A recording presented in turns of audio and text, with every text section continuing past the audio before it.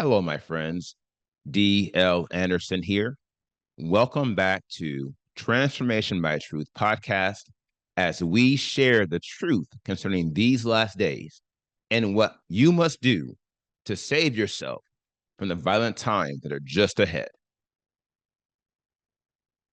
Today's podcast is a word of truth accounting of the end times. The end is coming. The end is near. Today's podcast is entitled End Times 345 Your Victory Over Distrust, Part 3. How Trust Reverses the Damage of Distrust Within Your Mind. The podcast objectives are reveal how we cleanse ourselves from every influence of distrust, reveal how we establish dominion within our minds, and analyze how trust reverses the damage distrust does to our minds. This lesson contains timelines and other visuals. Therefore, if you are listening to the podcast, I advise you to watch the video version on our website or YouTube, or request a PDF of the lesson so you can add the visual effect. Cleansing yourself of distrust. Shalom, my beloved brothers and sisters, and welcome to day 89 of our exposition of lawlessness. In the most recent podcast, we analyzed how trust is a mental bridge which connects us to our purpose upon analyzing the story of Yahushua Messiah and the 10 lepers. It goes without saying that unlocking the mental bridge of trust is the only possible way you can eliminate distrust. And if you haven't realized it, here is why. Whereas trust causes us to have complete confidence in the Father, distrust causes us to question him due to the gaps in our knowledge and understanding of his will. And yet, if we trust him, we will achieve understanding by and by. And the mental bridge of trust is the reason why. Now, we prove this with our analysis of the story of the 10 lepers. And we came to see how their trust in Yahushua Messiah led them to follow his command, even though they had no idea how they would be healed. No doubt, their willingness to show themselves to the priest prior to their healing is a clear indication they had eliminated distrust. And so will we if we follow their example of trust. Trust me, there is no good thing the Most High Elohim will withhold from you if you put your trust in him. Along these lines, the elimination of distrust is crucial as it pertains to your overarching war against doubt, for it will not only cleanse the periphery of your mind, but it will also cleanse every influence distrust had on the actors and faculties within your mind.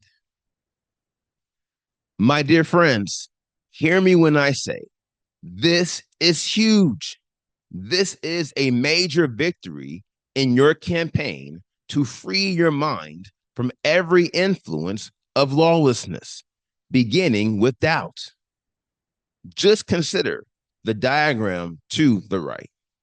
We analyzed it when we discussed the full impact of distrust in your thought dimension. As you can clearly see, distrust has done the vast majority of the damage in your thought dimension. To wit, 80% of the damage of doubt evolves from the spirit of distrust. And although The majority of the damage of this crucial compromise was done in the mind. It didn't stop there. Quite the contrary, it permeated to other divisions of your soul. Here is how. Because your mind is connected to your heart and your heart is connected to your will, the damage of doubt, although central to the mind, permeates into your heart and your will. For the divisions of your soul are all connected. To establish dominion within our minds. Now, we will address the damage of doubt as it pertains to your will and your heart in future podcasts. For now, you should consider the extent to which trust renovates your thought dimension upon eliminating distrust, the same way we did for hope and despair. Now, the image to the right shows the impact of trust in your thought dimension, and we will analyze this diagram for the remainder of this podcast. First, we should consider the color legend of the diagram to the right. To wit, all the components of the thought dimension that are color-coded in green are in an optimal, healthy state. They are also highlighted by a blue shadow, which suggests they are aligned and fortified by their spiritual counterparts within the thought dimension. To wit, an optimal and healthy state.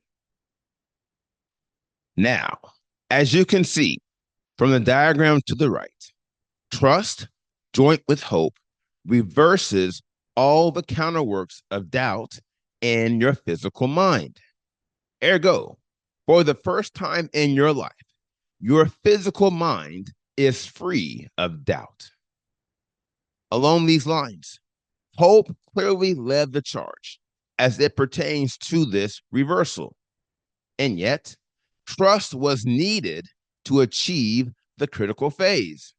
That is, the purification of our physical thought processes. We have already discussed why this is so crucial in prior podcasts. And yet, I will restate it for its vast significance. And if you didn't bookmark it before, I encourage you to do so now. Your physical and spiritual thought processes feed into your CPU, for it is the engine of your thought dimension. If you recall, your CPU is agnostic to the data it receives, and thus it can be weaponized to do great good, or it can be weaponized to do great harm. Doubt enters our lives to perform the latter, and thus it is imperative for us to cleanse our thought processes such that our CPU is weaponized for good and not for ill. This is where trust comes in, for it purifies both our physical and spiritual thought processes. Here again, you can see this by observing the diagram to the right. Along these lines, the purging of our spiritual thought process, executed by trust, is the beginning of the transformation of our spiritual mind. This is crucial for many reasons. Here is one of them. The purging of your spiritual thought process reinstates one of the primary good actors in your thought dimension. Enter your voice of reason. If you recall, the elimination of reason within your mind was one of the final death blows of doubt, and thus the reinstatement of your voice of reason to serve as the most prominent checkpoint in your thought generation process is crucial, and it is imperative for the Spirit to complete his work by establishing faith as the prevailing law within your mind. Not only this, but trust also reverses the curse doubt enforced on your spiritual perspective.